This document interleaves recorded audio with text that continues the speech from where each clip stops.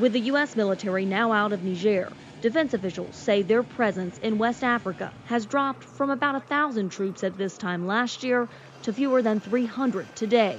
Our goal. U.S. Major General Kenneth Ekman led the withdrawal of U.S. forces, who were helping counter violent extremist organizations, or VEOs, in the Sahel. If there was one country that was most important on our ability to address Sahelian VEO problems, or the Sahelian VEO challenge, it was Niger. It is a strategic setback with regards to how each of us pursues our security objectives in the region. Military analyst Bill Raggio says the already dire terrorism in West Africa is worsening. The jihadists have been on the march. In some countries, it's stunning. For instance, Burkina Faso.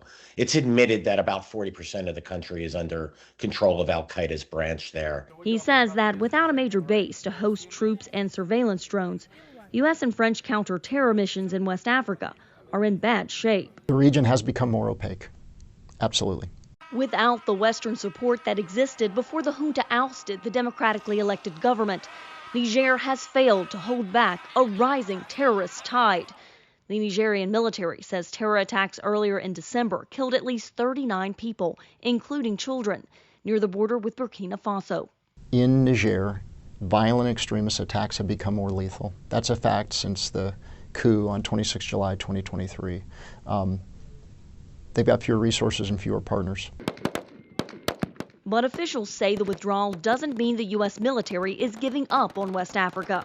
Instead, it's resetting its efforts. This is the nascent stages of our reset. General Michael Langley, the head of U.S. Africa Command, told VOA in October he aims to build a new footprint to help fight the region's growing terror threat. We pulled out of Niger, but we are engaging with coastal West Africa countries because if we look at the what direction is metastasized is on the northern regions of Cote d'Ivoire, of Ghana, and Togo, and Benin. Ekman says that requires a different approach. If our presence in Niger allowed us to go inside out relative to the Sahelian-based VEO threat, we now have to revert to going outside in.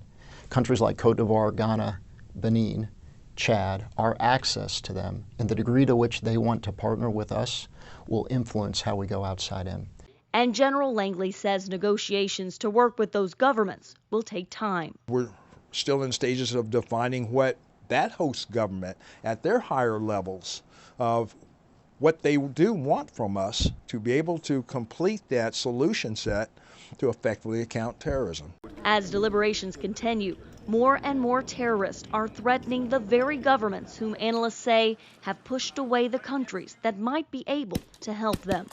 Carla Babb, VOA News, the Pentagon.